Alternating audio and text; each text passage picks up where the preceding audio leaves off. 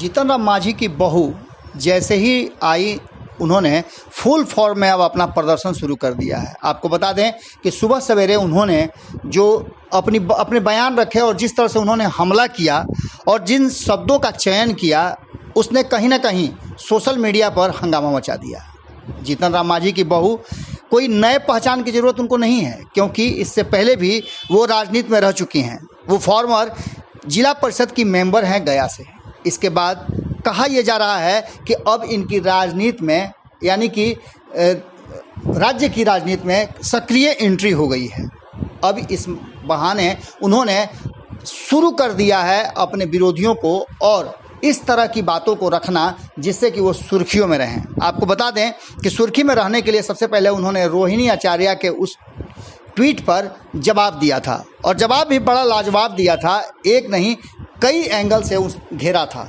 उस घेरने के बाद अब मामला आगे बढ़ गया है। आपको बता दें कि इससे पहले हमने खबरों में आपको दिखाया था कि किस तरह से रोहिणी आचार्य के उस ट्वीट के बाद असहज महसूस करने लगे थे सुशील मोदी, और उन्होंने ट्विटर के सामने इसका गुहार लगाया और केस कर दिया। उनके केस की सुनवाई भी हो गई और रोहिणी आचार्य का अकाउंट ट्विटर ने बंद कर दिया है। इससे काफ़ी खुशी जाहिर कर रही हैं दीपा संतोष मांझी। जी हाँ, ये जीतन राम मांझी की बहू हैं और संतोष सुमन, जो कि नीतीश सरकार में मंत्री हैं, उनकी पत्नी हैं। कहा यह जा रहा है कि इनकी राजनीतिक सक्रियता तो बहुत पहले हो गई थी, लेकिन अब वो पूरी तरह से सक्रिय राजनीति में अपनी भागीदारी, यानी एनडीए में उनकी एंट्री हो गई है। हालांकि बहुत पुराना खिलाड़ी नहीं है सोशल मीडिया की। जिस तरह से उनके ट्विटर अकाउंट्स को हम देख रहे हैं, उसे देख करके लगता है कि नया नया उन्होंने ट्विटर अकाउंट बनाया है और ये उनकी राजनीति में धमाकेदार एंट्री कही जा सकती है, क्योंकि इतना ज़्यादा किसी नए व्यक्ति का जो बयान है ट्विटर पे वो लोगों तक नहीं पहुंचता है। लेकिन चूँकि एक राजनीतिक परिवार से आती हैं और एक बड़े राजनीतिक परिवार पर उन्होंने हमला किया है, तो उनकी बातें निश्चित रूप से मीडिया और राजनीतिक घरानों में सुर्खियों में बनी हुई है। इस अकाउंट के रोहिणी आचार्य के बंद होने के बाद सुशील मोदी ने तो अपनी बात रखी है, वहीं और किसी से पहले दीपा मांझी ने अपनी बात रखी है। उन्होंने लिखा है, फिर भोजपुरी का प्रयोग किया है, और आप जानते ही हैं कि भारत लाइव है तो भोजपुरी ज़रूर होगी, और भोजपुरी होगी तो खूंटा ठोक के होगा, जो अभी तत्काल कोरोना के कारण और भी कई कारणों से बंद है। मेरी तबीयत ख़राब होने के चलते भी कुछ दिनों तक इसे रोकना पड़ा था। प्रयास तो मैंने किया था, लेकिन डॉक्टर ने कहा कि अभी थोड़ा सा और आराम की ज़रूरत है, और इसीलिए ये आपका शो नहीं आ रहा है। लेकिन बहुत जल्दी हम आपके सामने आ रहे हैं खूंटा ठोक लेकर के। भोजपुरी में अपनी बात रखते हुए दीपा मांझी ने कहा है, हई देखिए जी, ई रोहिणी आचार्य के चिचियाहट को ट्विटर रोक लगा दीस तो फेसबुक पर ज्ञान देने लगी।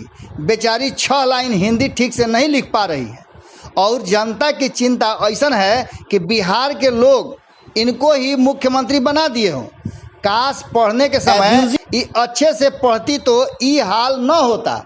अब आपको बता दें कि रोहिणी आचार्य ने साफ तौर पे अपने जो फेसबुक अकाउंट है उससे लिखा है, सुशील मोदी को टैग करते हुए कि वाह क्या अचीवमेंट है, यही फुर्ती अस्पताल बनाने, एम्बुलेंस, ऑक्सीजन सप्लाई, दवा सप्लाई में तत्परता दिखाते तो मेरे साथ मेरा बिहार भी वाह वाह करता आपकी।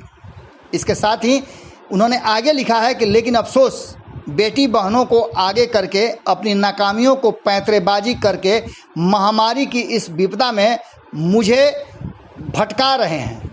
आप कभी नहीं सुधर सकते।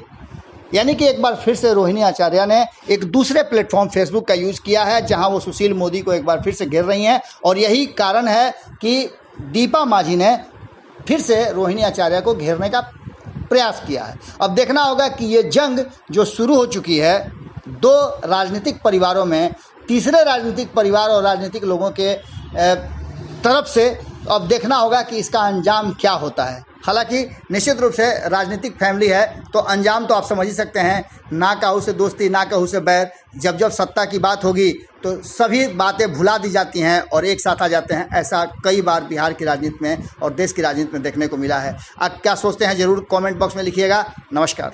अगर ये वीडियो पसंद आई और वह बिहार के राजनीति और बिहारियत से सरोकार रखेनी तो सब्सक्राइब बटन दबा के चैनल के सब्सक्राइब कर ली।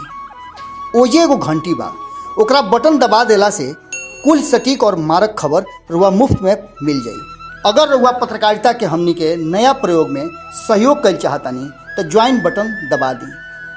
पेटीएम नंबर नोट कर ली 9386816700। धन्यवाद।